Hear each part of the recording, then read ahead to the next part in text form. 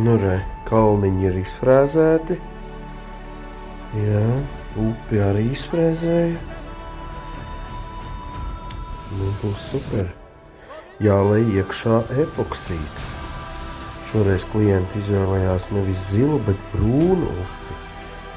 Jā, tā tas būs interesanti.